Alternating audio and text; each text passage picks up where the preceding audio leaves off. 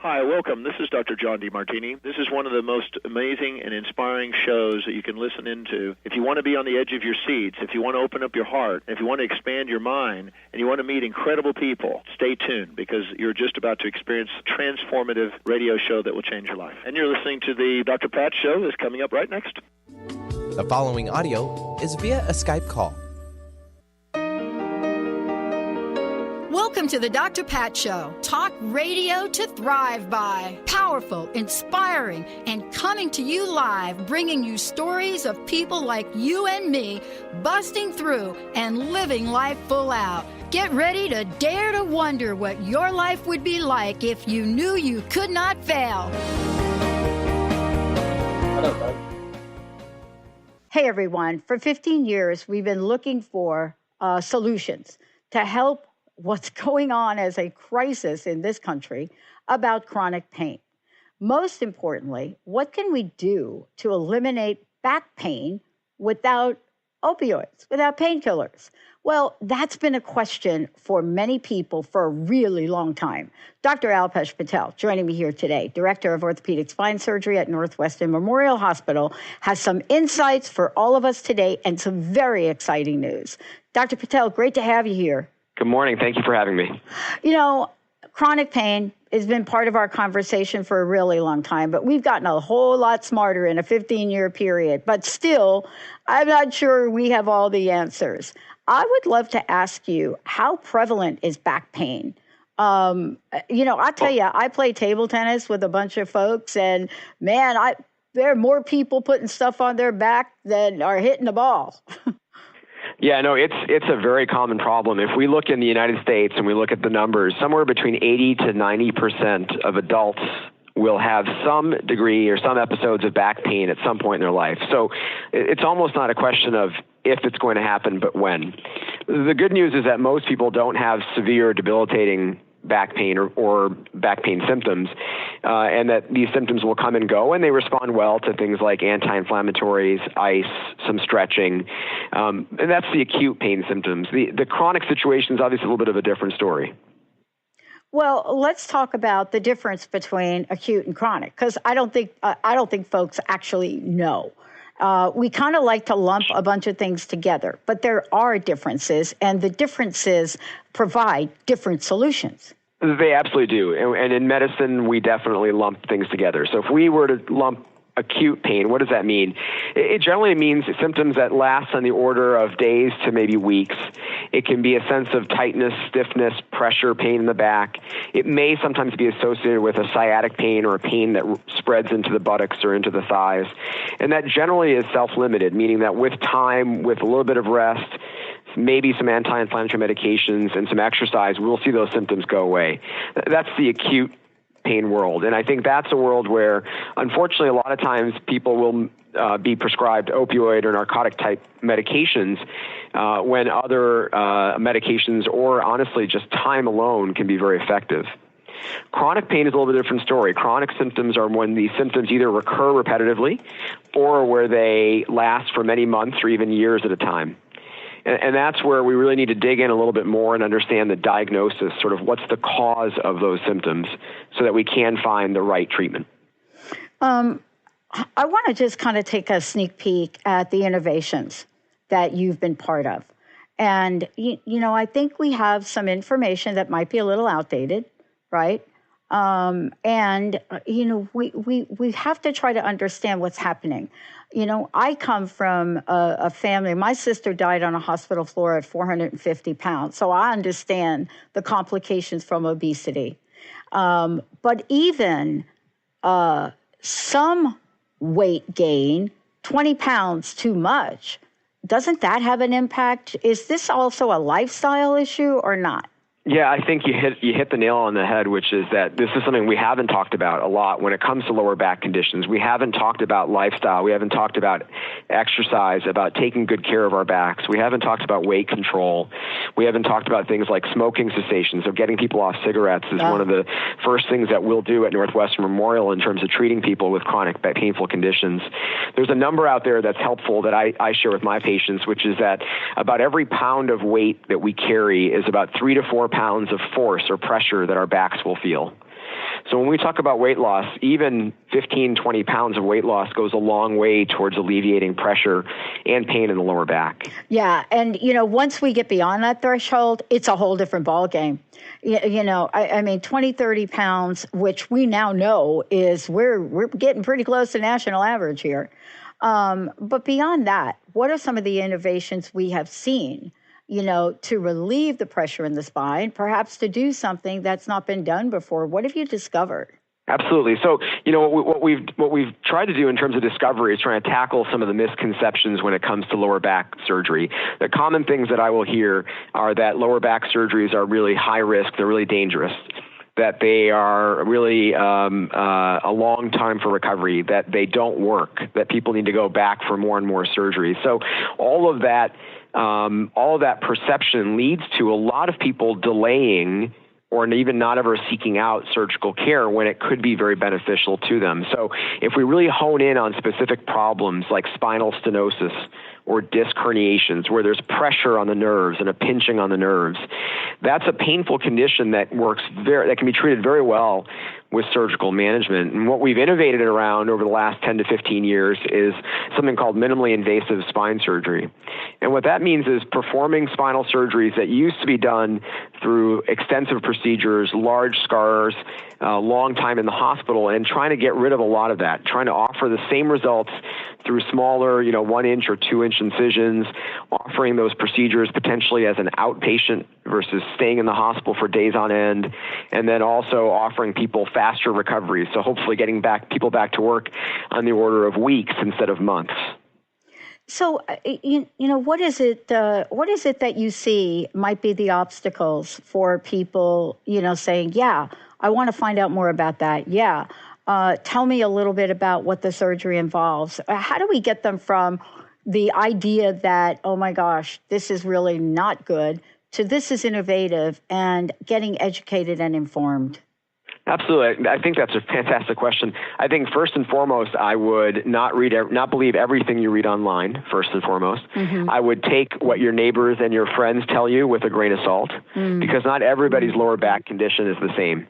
And I think if you start off with a healthy dose of skepticism about what you're reading and what you're hearing from your family or your friends, that will open the door to at least seek out good physicians, good surgeons, from which you can then sit down, talk to them, and get a good insight on what's going on with regards to your lower back, and then what options are available to you. But a lot of it starts by getting good sources of information and kind of filtering out the not so good or the questionable sources of information. I know our time is a bit short here. The question mark that seems to be coming up for a lot of people right now is, I'm doing really okay taking this prescription oxy, whatever it is, oxy fill in the blank. I'm following my prescription. That's what I'm doing. I'm kind of going right along here. And yet, even with the headlines, we're just not a whole lot of educated about this. Where does the surgery fit in to help people say, okay, we can get you off that stuff? Yeah, I think the education really hits in the idea that it's not okay to be on opioids. It's not okay to be taking narcotic pain medications for your entire life, because we know it's killing people. Right. We know that it's playing a big role. The part of the epidemic is the idea that we're seeing people get not just medical conditions, but medical complications, but we're seeing people die from these on a regular basis. And so the idea that it's okay to take these medications, I think that is something we need to just get rid of. We need to move past that idea and understand that they're dangerous. Now, also then is understanding that for the right problem, surgery can be done safely, and we can effectively get people off of painkillers if they're motivated to do so. What do you think the greatest challenge is for us right now around this? I mean, the statistics, and maybe we should share a little bit of them, around back pain, chronic pain, are just shooting through the roof for a lot of reasons. I mean, we talked about lifestyle here for a minute. But, we're now at a tipping point with the level of chronic pain. And so, I just would love to hear from your perspective, what you see the challenges are to making sure people understand what this solution could mean for their lives. Yeah, I think the biggest challenge is one that we've actually crossed one of the big hurdles, which is that now we're actually talking about the problem. Right? We, for years, never really talked about chronic pain. We let people take their medications. We saw an abundance of use of opioid medications. We saw problems with addiction, and really, it never really gathered much conversation in a day-to-day standpoint. I hear this from my patients now where they're worried about opioids, whereas even just 5 years ago, 10 years ago, there was this concept that, well, they're medications. They're just like taking a Tylenol. There's not much more to them. So we've crossed one of the big hurdles in taking on the epidemic that is chronic pain. The next real challenge is trying to hone in a little bit more and to really understand what the underlying medical diagnosis is. Pain is just a symptom, right? Low back pain is just a symptom, and getting down to the point of understanding what the cause of it is probably our next big hurdle. And understanding that there are some conditions in the lower back which are very amenable to surgical management, and probably we should be thinking about surgery earlier rather than later. And then there are other conditions in the lower back that we probably should never be thinking about surgical management for, and instead really honing in and really focusing in on lifestyle issues, on therapy, on exercise, and honestly, and even some level thinking about the cognitive behavioral components of low back pain. We can't ignore anymore either.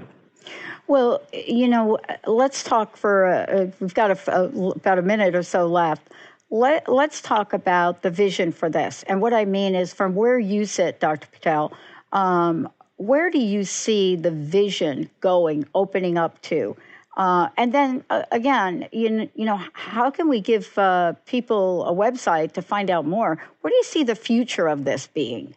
Yeah, absolutely. So I will tell you, I think if I were to pick out a perfect path forward, I would say, listen, it's an idea of educating individual people as well as physicians to better understand the different causes of low back pain and the different reasons individuals can have low back pain, and to identify those early rather than late.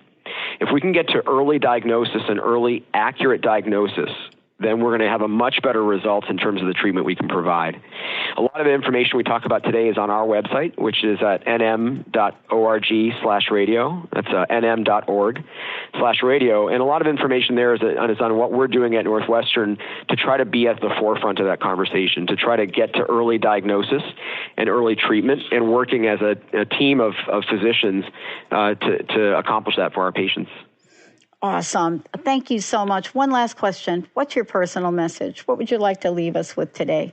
Listen, I would want patients who are suffering with lower back conditions to understand that it's not a hopeless endeavor, that there are lots of options we have for treatments, that they need to be actively engaged in their care. They can't just go in and do whatever they're told. They really need to ask hard questions of their physicians and understand the condition much better than what I see on a day-to-day basis now. Wow. Thank you so much. One more time for that website, please. Absolutely. It's nm.org/radio. nm.org/radio. Awesome. Thank you so much, everybody. Listen, we're going to take a short break. We'll be right back.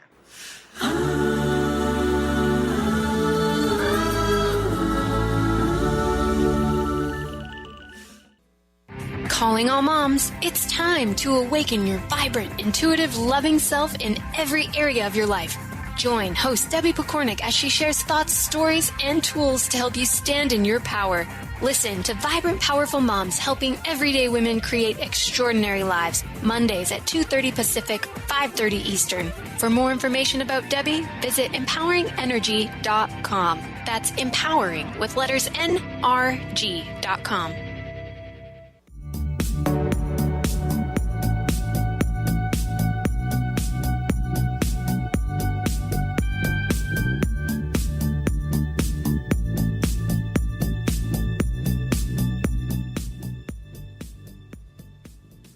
Hey, everybody. Welcome to our Good News segment.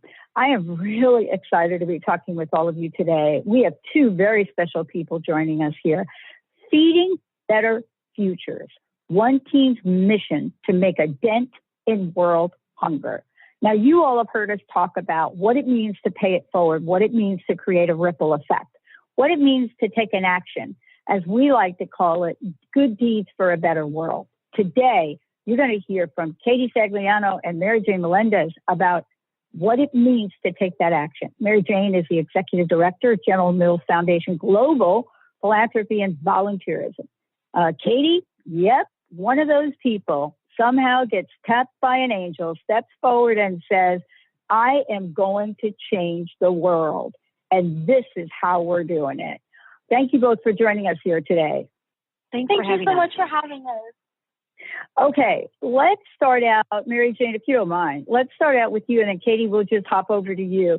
Let's talk about what this grand prize was all about and what the role is of General Mills Foundation in providing these opportunities.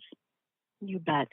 The General Mills Feeding Better Futures Scholars Program is really about seeking youth-led, local to global solutions in hunger relief and sustainable agriculture. Those are the focus areas of General Mills in terms of our global philanthropy. In its inaugural year, General Mills asked young people in North America to share in-action solutions that they were leading in their communities that were impacting these areas. And this is really important today because nearly 800 million people around the world don't know where their next meal is coming from. So global hunger is a significant issue, and we all can play a role. We know that by 2050, it's projected that there'll be nearly 10 billion people on the planet. And recent estimates suggest that food production will have to increase by 70% to feed everybody. So what we have to do is find solutions now in how we produce and distribute food to be able to feed and nourish tomorrow and the future. And for so many years, General Mills has implemented solutions across our supply chain through the efforts of the General Mills Foundation.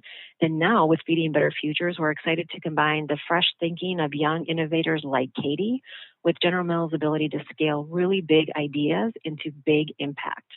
Wow. Well, first of all, thank you and congratulations for your effort to open up a doorway for folks like Katie to step through. Katie, you not only stepped through, but my goodness, man, you like leaped through, like rocketed through on this. So first of all, it's like she's on a rocket. Thank you for doing this. But let's talk about the beginnings of things, because that's what I love to talk about. You know, you're talking to somebody that was homeless at 17. So I know what it's like to be looking for food. What is it that touched you on the shoulder? What is it about what you discovered in the world where you said, I have got to do something here? When I was 9 years old, I received a tiny cabbage seedling as a part of a school project. I planted it in my backyard, and that tiny cabbage seedling grew to be a 40-pound cabbage. And I was in shock. I was not quite sure what to do with it because I knew it was far too much food for just my family and I. And every night before we sat down to dinner, my dad will always tell us how lucky we were to be sitting down to a healthy meal and how there's some families who aren't as fortunate as us who may go to bed hungry or rely on soup kitchens for what could be their only meal of the day. And then I decided that I wanted to donate my cabbage to a soup kitchen to help feed these families in need. I brought my cabbage to a local soup kitchen where I was able to serve it to 275 people. And that one experience really changed my life. It really opened me up to the issue of hunger and how prevalent it is in my community. Everyone at the soup kitchen was families just like mine who had fallen down on hard times, and I really wanted to do more to help these people. So I decided if one cabbage can feed 275 people, imagine how many people an entire garden could feed. And that's really what inspired me to start Katie's Crops and do more in the fight against hunger. I love it. And I want to just tell everybody that if you're listening right now, and we only have a short segment here, but I want everybody to go to katiescrops.com. So it's K-A-T-I-E-S, crops with a K, K-R-O-P-S.com. When you get there, you will not only be inspired, but you will get the energy and the vibration of Katie and what the future could be with young folks like her stepping out, partnering, as we said today, with organizations like General Mills Foundation, because as us here in a positive network, our goal is to create a better world. Mary Jane, let's talk about this. Now, you just heard Katie, and I love that. 40-pound cabbage. Wow, that's incredible. I got to tell you, I was so inspired by this story that I don't live in a place where I have a large garden. So I created gardening boxes. And for the first time in close to 30 years, I'm actually growing tomatoes. And that, if you know anything about the Pacific Northwest, that is a miracle in itself. But let's talk, Mary Jane, about this and how important this is in the world. What's your perspective in honoring Katie? You know, I just think that this is such an important program and such important work. You know, the issue of global food security is huge and heartbreaking at the same time. Hunger exists in every community, in every neighborhood, and sometimes it can be within your own circle of family and friends. It's not an issue that it's a silent issue, and each of us have the ability to do something about it, whether it's big or small. So thank you for growing tomatoes. I'm so grateful that you're helping in your way, and I think that individuals and businesses can engage to do something about it. So some of the ways that General Mills as a global food company is helping to alleviate hunger is through the food we make. We donate food in every community where we operate. In fact, the donations that we provided last year helped to provide 30 million meals to feed hungry children and families all around the world. We are also very focused on food recovery. So 1/3 of the food that's produced on the planet ends up in a landfill. Meanwhile, we have more than 800 million people who are hungry and don't know where their next meal is coming from. So food rescue and not wasting the food that we already have is also so incredibly important. And individuals can start by utilizing the food that's in their refrigerator, or making sure that they're providing meals or sharing it where they can. Use your freezer. It's amazing how many things can keep by just putting them in the freezer. So trying to get the word out about how individuals can take action and make a meaningful difference, because every little step will add up to big impact. Yeah. I mean, thank you so much for saying that. I want to ask you, Katie, since that very first cabbage, if I might, I don't know if you can go back that far, but since that very first cabbage, how have you continued to be inspired? How have you continued to be passionate about this? And what is it in your future, your vision, that excites you most today? My absolute favorite part about Katie's Crops is the people that I'm able to help. Because of Katie's Crops, I've really been able to create a second family of all the individuals that receive fresh produce and the individuals who come to the dinner. I've known them for so long, and they really are like a second family to me, and they continue to inspire me each and every day. So getting to see them, getting to donate fresh produce to them, getting to see their triumphs and seeing them get back up on their feet again is my favorite part of Katie's Crops by far, and what continues to inspire me each and every day. As for the future, because of General Mills and their amazing donation, I can see Katie's Crops expanding further across the United States and someday I hope across the world, and empowering more youth to help fight hunger in their communities, because the overall goal of Katie's Crops is really to put a dent in the fight against hunger, which sounds like a big goal, but working together, we can achieve amazing things. Yeah, you know what? It does sound like a big goal, but you know what? I'll tell you what about this. 15 years ago, I started with 1 hour of radio, the only or one of the few positive talk radio voices anywhere. Now, that's gone 15 years later into thousands and thousands of radio shows, 10 channels on positive talk. And I'm telling you this for one reason only. I hope you don't ever compromise on your dream. I hope you don't listen to anybody that says dream smaller, because I can see Katie's Crops in every major city in this country, in every major city in the world, and in the suburbs. I mean, this is something that young people, if they knew about it, they would be able to not only support this, but I could see Katie's Crops having a city name, every city name after it. And that's what excites me about talking to you. Mary Jane, what do you think about that? I love the idea. I mean, I'm trying to figure out, I know this is supposed to be a little short interview, but I took one look at this and I saw Katie's Crops - Seattle, Katie's Crops - New York City, Katie's Crops Boise. It's there.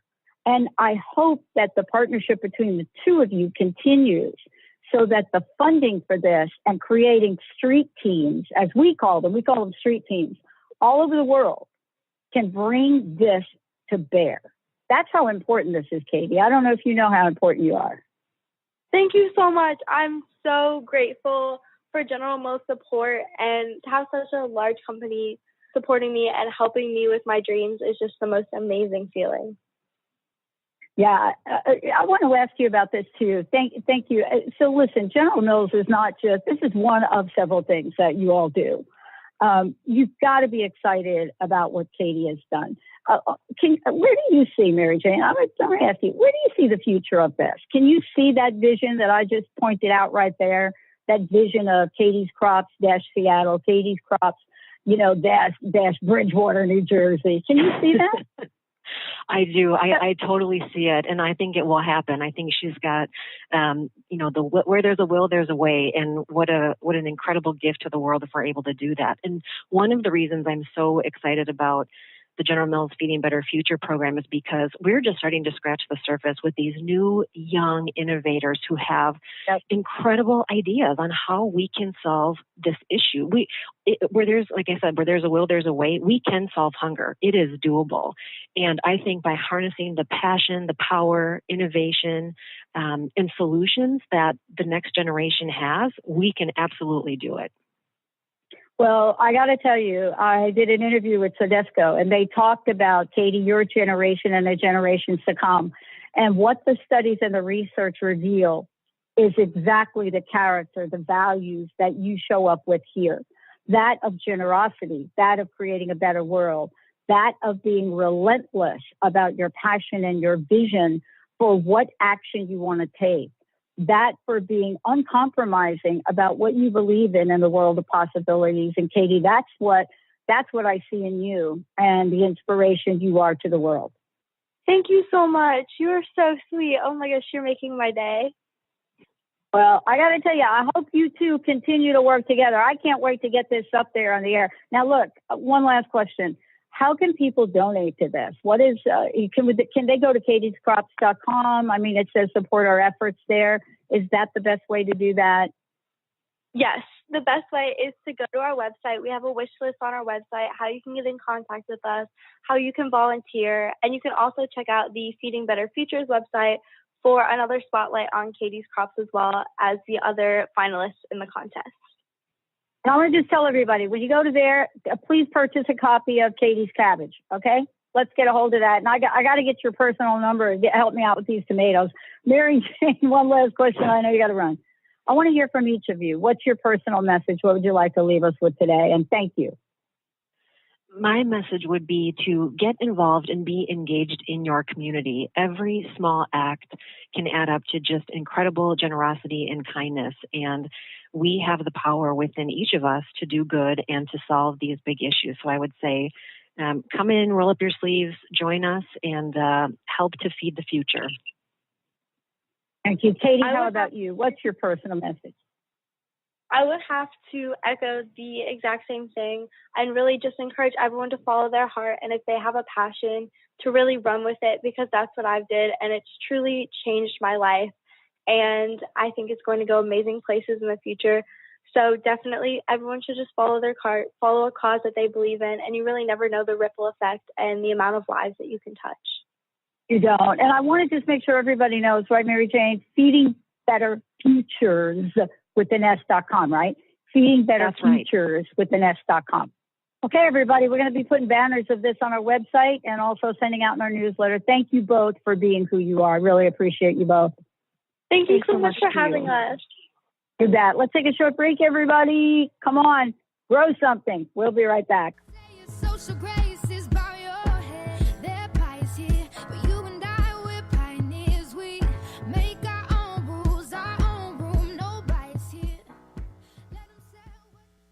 Is traditional medicine not working for you? Do you still feel as if your health isn't 100%? Here at the Holistic Medical Center, Dr. Nushin Darvish and the qualified staff look through the dimensions of wellness and start a healing plan prioritized to your needs.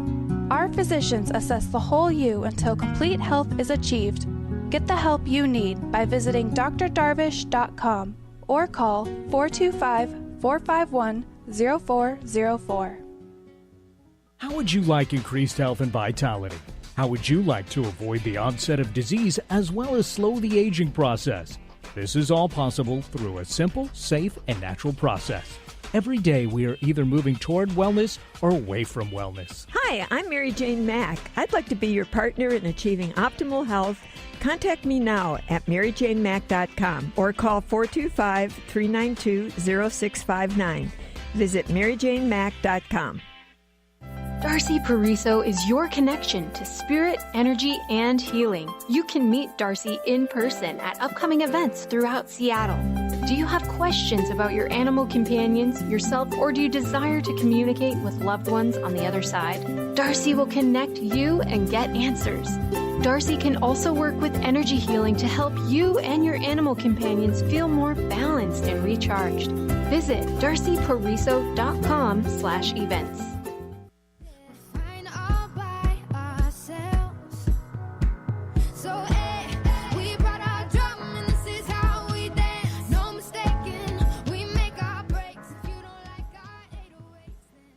All right, everybody, here we go. Yep, take the burn out of summer birthdays.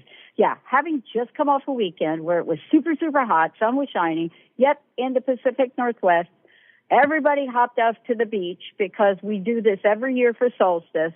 And the question is, OMG, what the heck don't we know?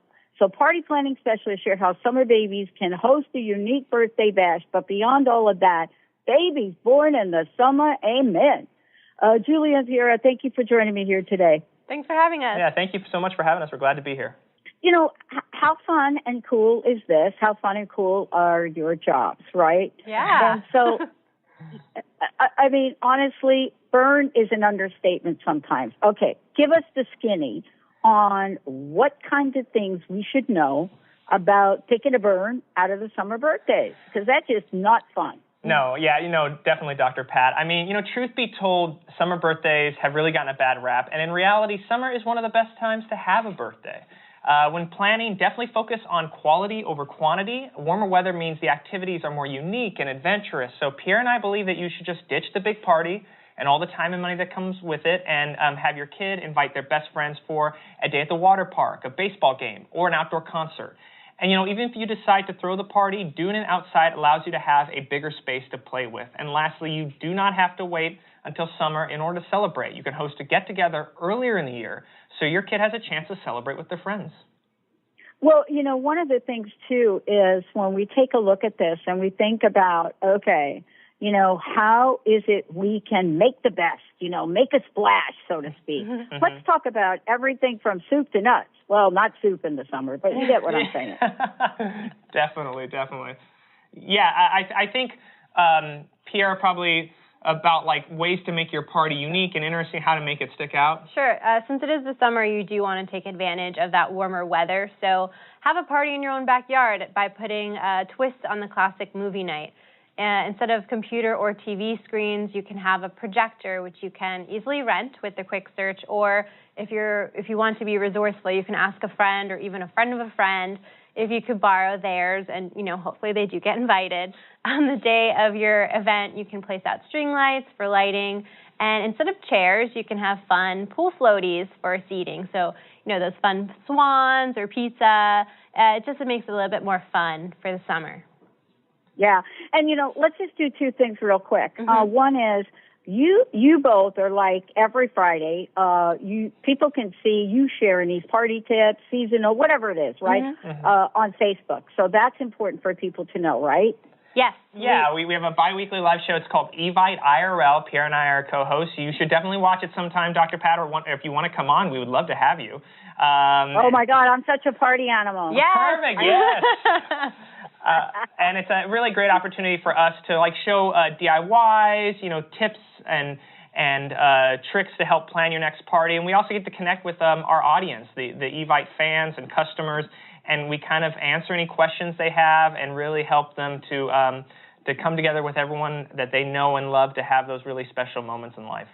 the one thing in particular I know that is so important to talk about, I mean, I love that you guys are doing what you do, but here's the thing.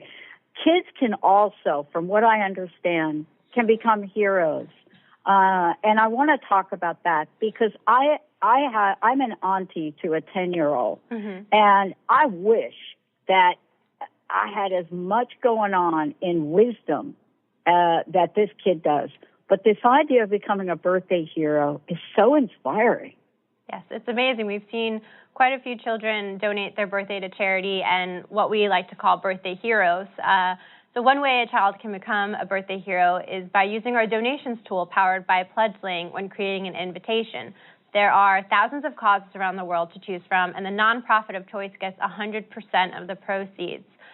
So once the design is chosen, the charity of choice is chosen, and the invitation gets sent out, we send you a free badge that parents can print out so that their child can proudly showcase that they've decided to make a difference in the world and are a birthday hero. And we have a fun fact that kids' birthdays so far have raised over $1 million, which is amazing because kids can truly make a difference. Yeah, I mean, how can people find out more? Let's just make sure everybody knows, and I know we've got to run real quick here, but I want to make sure folks know how to find out more because we're always trying to figure out, man, like, how do we make this birthday special? No, it's so true, and we think about that every day, and we really recommend people visit evite.com/birthday for all the tips, tricks, and inspiration you'll need to help plan your next birthday party. Awesome. One last thing. I want to, each of you, real quick, what's at the top of your fave? Do you have a fave? Do you have a fave, each of you? I have a fave. Do you have one? A fave, like a favorite birthday party? Yeah, boy. Oh, I have a great one, but Dr. Pat, you are the host, so you go first. Yeah, the funnest thing I ever did was take my 2 plastic pink flamingos that I have out here, and we had the kids do animated puppet kinds of things with pink flamingos. Oh, that's so cute. That's so fun. Oh, my God, no script or anything. It was hilarious. Oh, that's great. For me personally, the best birthday I ever had is I went to Hawaii for my birthday. And that was like a life-changing experience, and now I expect it every year. Yeah. For me, it was just going on a road trip with a few of my friends and just enjoying the weekend. Okay, and I just lied to you. One last question. Sure. Favorite food. Come on. Favorite food, pizza. For me, when it comes to birthday parties, my favorite food is just really good cake and really good vanilla ice cream. You get those two together, seriously, I will be the happiest party goer in the world. Oh, my gosh. You know, I got to say that the right answer that I should be talking about would be like salad, like that. Yeah. No. I am going to give you the key summer pizza. Best pizza summer. Grandma, Italian Grandma Basili. Yes. Salad pizza. You take the pizza, you make it like regular, and then you take that delicious Italian dressing with the salad, none of that dry crap, and you put it on there. Oh, there you go. That sounds great. That sounds delicious. Let's make it on our next We're going to make it our next IRL for you, Dr. Pat. Oh, yeah. Thank you guys so much. I know you got to run. I love talking to you, and thank you for making fun in the summer. Thanks so much for having us. Thank you. All right, rock on, everybody. We'll be right back.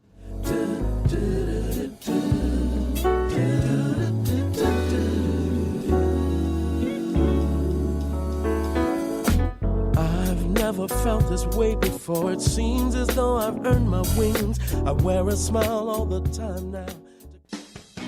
Wow. Hey, everyone. Welcome. Welcome to the Dr. Pat Show. This is Talk Radio to Thrive By. I'm telling you, I got to pinch myself some days because when each of us gets called to do something that we so not thought was in our wheelhouse to do for a purpose that's so much greater than us, we get to show up and shine. If you would like to show up and shine on the Dr. Pat Show as a co-host or sponsor, send us an email to inspire@thedrpatshow.com. Tune in to Lucid Planet Radio with Dr. Kelly Neff. This hit show will illuminate your senses and empower you beyond your daily stressors and hardships. Renowned psychologist and author Dr. Kelly will captivate you with far-reaching topics and amazing guests. purpose as you wake to the greatest version of yourself. Learn to tap into your intuitions, think critically about our world, heal emotional and psychological wounds, and follow your passions to live your dreams. The Lucid Planet. Welcome home. Visit lucidplanetradio.com for more information. What is a brilliant culture, and how do we create them? Why are they important? Claudette Rowley has created a breakthrough 5-step process to help you align your culture with your business strategy for exceptional results. Looking for a culture that drives organizational excellence? Listen to Cultural Brilliance Radio, the second and fourth Friday of each month at 10 a.m. Pacific and 1 p.m. Eastern on Transformation Talk Radio. To learn more or work with Claudette, visit culturalbrilliance.com. Ignite your inner magic on Grow Your Soul Radio with Jane Matanga. Tune in each month on Transformation Talk Radio as host Jane Matanga explores how to overcome your fears to help you gain the inspiration you need to awaken your path to joy. Learn the way to life mastery and the enlightened path with Grow Your Soul Radio. For more information on Jane Matanga and her work, visit enlightened-path.com. Found love before, but I must admit it couldn't have been. No one in my life has made me feel this pure and genuine. I found this love of mine, gonna let my light shine. Has to be a miracle, magical. Hey, everybody. Hernani Oliviera is joining us here today, and Mark Reisenauer. Why? Bringing a world of bright ideas to cancer care. I've been so looking forward to having this conversation because in the world we live in, many of us know that we have been touched somewhere in our lives by cancer. About a year ago, I lost a very, very dear friend. But what is it about today's message that is going to change things? How do we recognize folks that are bringing a world of bright ideas to cancer care, that are doing extraordinary things, that are discovering solutions for cancer care that are blowing the doors off of what we know? Today, we're really looking at what it means to be acknowledged for innovation and action. Welcome to both of you. Great to have you here. Thank you. Thank you. Great to be here. I'm going to start with each of you, and I would love to ask this question. One day I woke up 15 years ago. I dialed the wrong phone number, and I bought my first hour of airtime, and I never looked back. Somehow I knew this was what I was meant to do, create Positive Talk Radio Network. I want to ask each of you, what was that wrong phone number that each of you may or may not have dialed to become so passionate about cancer care? Who would like to start? I can start. This is Mark. Happy to do it. And thank you again for having us. So my wrong number, that's a great question. I think it was interesting when I got into the cancer field about 25 years ago. At the time, there weren't a lot of treatment options for patients. And so at the company I was working at the time, I was able to get promoted into a role that supported our cancer products. Mm-hmm. But it wasn't a very glamorous position. It was actually at the time, it was better to be in cardiovasculars and other therapeutic areas. So it was almost a disappointment at first. But for me, once I became involved and I became, active with the patient advocacy groups and really starting to get an appreciation for the impact that myself and my company could have on patients and really seeing that impact, I was hooked at that point, and I never looked back. So that was probably my wrong number. Oh, my gosh. And then, here we are, right? Hernani, you are the recipient. You are the one that is like, here we are. This is your day, your moment to shine. I don't know. Did you ever dial the wrong phone number? Yes, of course. Actually, some years ago, I was working as a molecular oncologist, and I witnessed on a daily basis people struggling with the lack of accurate information. Yeah. And this feeling was so uncomfortable that I decided to take a second course, a second degree in communication sciences. And I started to develop new strategies, new tools, new technology to improve the health literacy of society. So that was my wrong number. And actually, to receive C3 prize was very, very important. Yeah. Because this happened 1 year after I was diagnosed with a lymphoma. So I am a cancer survivor, and I was working in this field. It was like, ironically, I was working on this field, and I understood that we have to improve this kind of new technologies. Yeah. And C3 Prize is a great way to do so. I was so looking forward to talking with you because of this. You know, it's one thing to have an initiative and come up with innovative ideas like this around technology, but you and I have something in common. You know, we both have experienced our very specific, unique diseases ourselves, right? And you know, not even as a result of that, but aligned with that, you took innovative action. And I love the idea that you and I are talking about technology as a way to not just accelerate the cure, but to educate and inform people, right? I mean, this is really the next frontier, isn't it? Yes. And the whole project, this project that is the winner of the grand prize, it was developed to fight anxiety and the sedentary lifestyle of children hospitalized with cancer. Yep. So together with psychologists, doctors, parents of children with cancer survivors, we developed this video game for tablets and smartphones that tells the story of a child who fights cancer as a superhero who fights against the bad guys.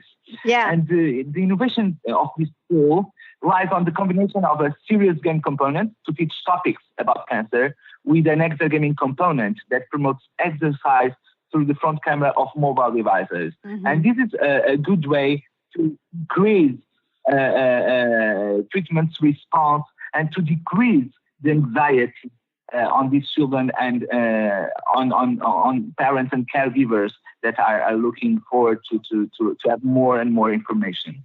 I can't say enough about that because, you know, we too are developing a game for our particular disease. We actually have superhero characters and the whole idea. And most of the time, people told us we were crazy doing it. What did people say to you when you came up with the idea? Were they like, "Oh, no, what are you doing? Hernani, what are you doing?" You know,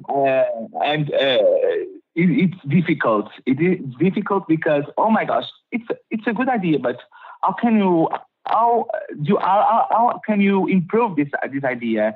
How can you are you going to be able to put this on the field? And that's when a Stella C3 prize comes and say, look, we have a solution. We have funds to fund this kind of. We have funds to fund your solution, and it was a great opportunity, you know, to see that there are a pharmaceutical company that wants to improve this kind of non-therapeutical tools, psychology, and our mental stability is. We have to care about it. We have to. So it's amazing. And for me, the grand prize winner of the Stella C3 prize has had a significant impact in transforming the whole project into reality. So with this award, Portugal, for example, we don't have so much support in this kind of technology. But once I got the award, it was amazing. People started to oh my God, started to staring at me and say, oh, he has something new. He has something that it's good. So let's talk with him. So it was wonderful. This prize was wonderful on so many levels, Yeah, and you know what, Mark? It's a lifesaver. Let's talk about this because, Hernani and I both have something in common. We're both developing games for diseases that most people would look at and say you're wasting your time. In my case, our superhero game is about chronic Lyme disease. And so we've just finished the animation for our characters. And I have to tell you, when we think about the innovative idea, Hernani is really on it, right, Mark? I mean, this is the new world we live in. And boy, we better get on addressing both the psychological and the physical, right? Absolutely. I think you hit it on the head. We, at Astellas, we believe it's important to do more than just provide treatments for cancer patients. We know that the disease and the journey is really complex and arduous. So we thought, and I think correctly so, that a contest like the C3 Prize, where you source innovative ideas from all sorts of people, patients, doctors, caregivers, entrepreneurs, those who are directly affected by the disease, you're going to get the best, most creative solutions. And I think we've seen that bear out, certainly in the first 2 years, and we're hopeful now that we're in our third year that we continue to see that same great response in terms of ideas. I love it because, it opens up the door for saving lives. Because in the end, isn't that what we're talking about to both of you? Aren't we really talking about saving lives in ways that uses the best of our technology that we have to reach more people than we've ever reached before? Hernani, isn't that the truth for where your vision was? Yeah, and we joined the entertainment part of video games or entertainment tools, which is something that we need to improve. With the whole project, we could reduce 63% of anxiety crises in children. 80% of the children increased their knowledge about cancer. This is amazing. Yeah. And the results also indicate that the physical exercise in this game can reduce the hospitalization time in 35%. Wow! So it's amazing. I was. First of all, I think don't hesitate in submitting your idea to C3 Prize. Enjoy all the selection process. Show your passion, and you can be the third winner of this incredible competition. This C3 Prize is amazing. I love it. Mark, I want to ask you this. Let's talk about the C3 Grand Prize. Let's talk about C3, the deadline, what people can find out more about. I have someone that would be a perfect candidate, which I've already sent this information, but the public doesn't know. Tell us information. What can people do? How can they join the ranks with Hernani here? Yeah, so this year we have a very specific focus, and it's coming up with innovative ideas for low to middle income countries. And what we found is that that's where the cancer burden is the highest. Mm-hmm. Actually, 70% of all cancer deaths occur in low to middle income countries. So we think there's a significant need to come up with ideas here. So we have a deadline of July 25th, right around the corner, for people to submit their ideas, and they can get more information as well as submit their ideas on the following website. It's www.c3prize.com. Thank you. And now I know we've got time for maybe one more question. I would like to hear from each of you. What is your personal message? What do you want to leave everybody with? And please tell them how they can find out more. Hernani, why don't you go first? So I think that if you have some idea, if you have something that you think that can improve the oncology area, do it. Do it with this kind of competitions. The experience is amazing. Don't be afraid.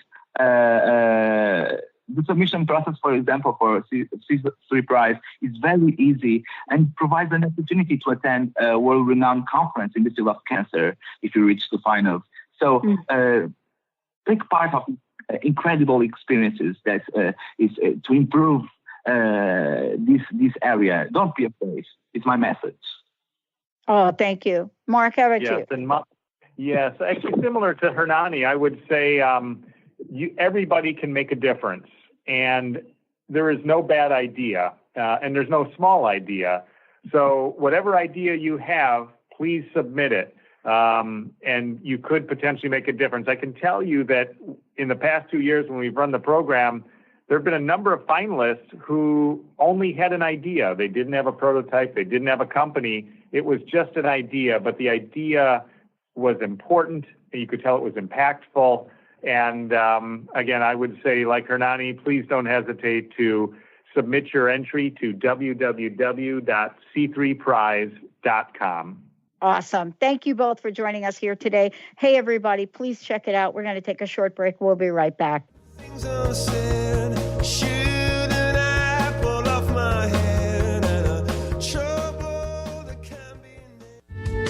The preceding audio was via a Skype call.